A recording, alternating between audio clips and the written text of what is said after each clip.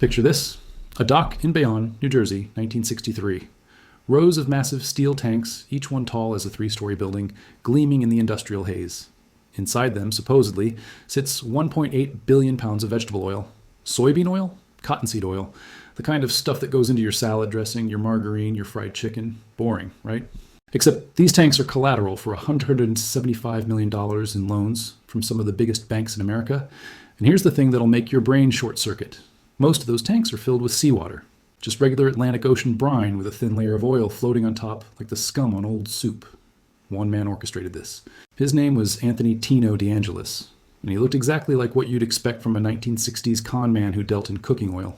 Short, round, sweaty, the kind of guy whose shirt was always stained by lunchtime. He ran a company called Allied Crude Vegetable Oil, and somehow this greasy commodity trader convinced Wall Street that he was sitting on an oil empire. Not crude oil. Not the sexy stuff that makes sheikhs and Texas oilmen rich. No, this genius found a way to nearly collapse the American financial system with the same substance your grandmother used to make coleslaw. The scam was breathtakingly stupid in its simplicity, which is exactly why it worked.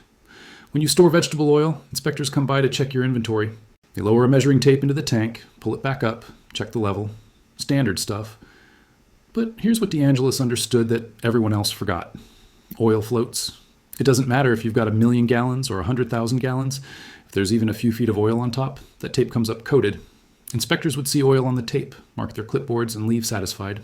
Underneath, in the darkness of those tanks, sat hundreds of thousands of gallons of salt water pumped in from the harbor. Water costs basically nothing. Oil cost $150 a ton. DeAngelis was borrowing millions against tanks full of seawater and pocketing the difference. But it gets dumber. Some of the tanks weren't even connected to the ground. They were just hollow steel shells sitting on the dock, pipes leading nowhere. The whole thing, a Potemkin village of vegetable oil infrastructure. Other tanks were connected by secret pipes running underground, so inspectors measuring Tank A were actually measuring the same few thousand gallons that got pumped over to Tank B during their lunch break. It was 3-card Monty, except the cards were storage tanks the size of office buildings, and the marks were sophisticated financial institutions. Now, you might be wondering, why vegetable oil? Why would anyone finance something so mundane, so unglamorous, so absolutely boring? That's the beautiful part. This was 1963, the height of the Cold War, and the US government had this program called Food for Peace. We were shipping boatloads of commodity goods to developing nations, both as aid and as geopolitical strategy. Keep countries from going communist by filling their bellies with American abundance. The government was effectively guaranteeing demand for vegetable oil. It was one of the safest, most boring commodities you could finance, which meant banks barely looked at it. Why scrutinize tanks of soybean oil when you're also financing steel mills and real estate developments? Who commits fraud with salad dressing? DeAngelis, that's who. And he didn't just commit fraud, he went absolutely hog wild with it. By 1963, he claimed to have more soybean oil in his New Jersey tanks than existed in the entire United States, more than the total national production. This should have been the first clue. This should have been the screaming, waving red flag moment when someone said, "Wait, hold on." But nobody did. The banks kept lending. The warehouse receipts kept getting issued.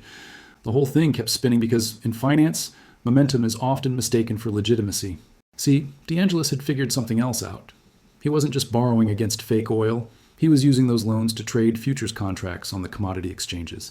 He was trying to corner the market on soybean oil futures, driving the price up, then cashing out on his positions. If it worked, he'd be rich beyond measure. If it failed, well, he'd already stolen millions from the banks anyway. It was a can't-lose proposition for him. For everyone else, not so much. The futures market is where DeAngelis really showed his degenerate gambler side. He was placing massive bets that oil prices would rise, using money borrowed against oil that didn't exist to buy contracts for oil that hadn't been produced yet. It was a pyramid scheme, wrapped in a futures manipulation scheme, wrapped in a commodity fraud. 3 layers of financial crime all stacked on top of each other like a terrible sandwich, and the bread was made of lies. Then, in November 1963, the whole thing collapsed. Not because anyone caught on. Not because an inspector finally figured out the water trick. No, it collapsed because DeAngelis finally ran out of money to keep the scheme going. He couldn't meet a margin call on his futures positions. The exchange demanded payment. He couldn't pay. The curtain got pulled back. Inspectors swarmed the Bayonne facility. They started actually checking the tanks properly. They found water. So much water.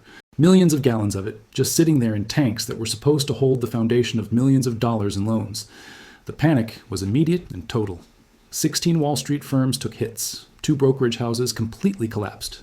One of them, Ira Haupt and Coverter, was a respected firm that had been around since 1917. Gone overnight because they had extended credit to a guy who filled tanks with seawater. American Express, which had issued warehouse receipts for the oil, saw its stock crater by 50%. They'd certified that the oil existed. They'd put their name on paper saying these tanks held what DeAngelis claimed they held. Their subsidiary had to pay out $58 million in claims in 1963 dollars. Now that's over $500 million today for those keeping score at home. Banks couldn't believe what they were seeing. This wasn't some sophisticated securities fraud. This wasn't insider trading or accounting tricks. This was a fat guy in New Jersey filling tanks with harbor water and getting rich while banks handed him money. The simplicity of it was insulting. One banker later said it was like discovering your house had been robbed by someone who just walked in through the unlocked front door and carried everything out while whistling. The commodity exchanges went into crisis mode. If someone could fake 1.8 billion pounds of oil, what else was fake? How many other warehouses were full of nothing?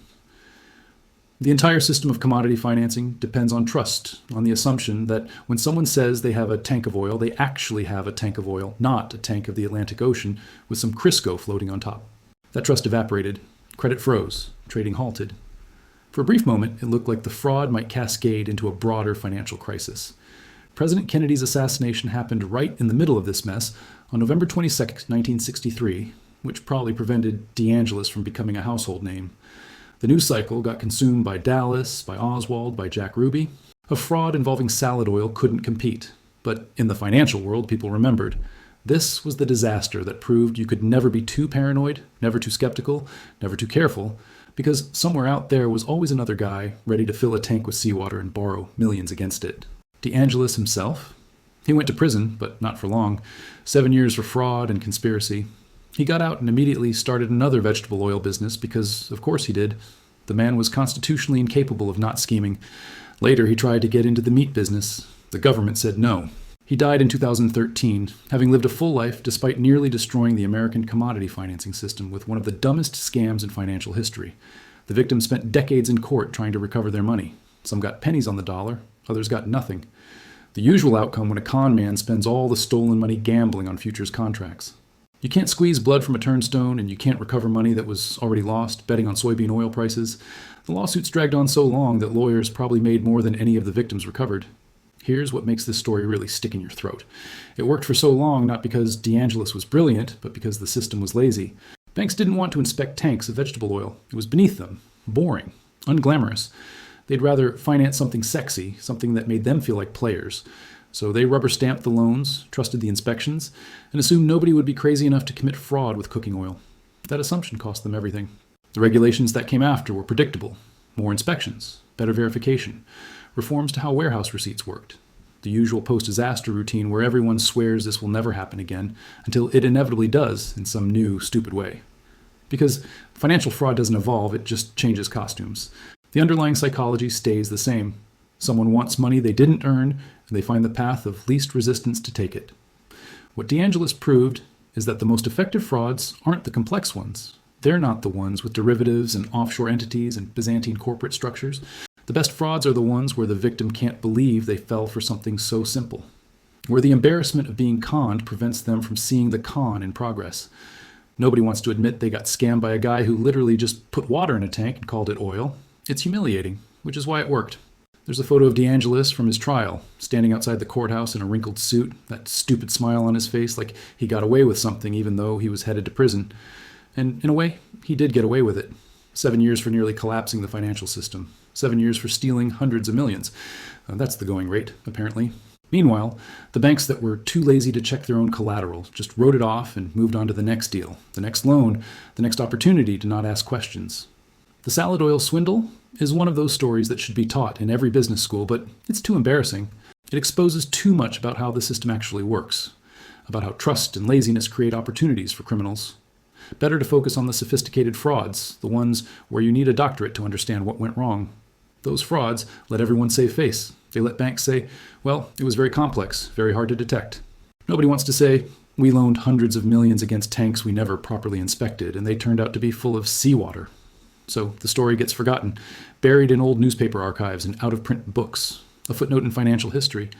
But it shouldn't be, because the lesson here isn't about commodity fraud or warehouse inspections.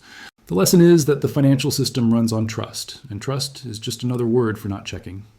Every bubble, every scam, every disaster starts with someone deciding that verification isn't worth the effort. And every time, without fail, they're wrong. Somewhere right now, there's another tank full of something that isn't what the paperwork says it is. Another loan against fake collateral, another DeAngelis waiting to be discovered. The names change, the commodities change, but the fundamental stupidity of greed stays exactly the same. We just keep filling tanks with water and calling it oil, over and over until someone finally checks. And by then it's too late.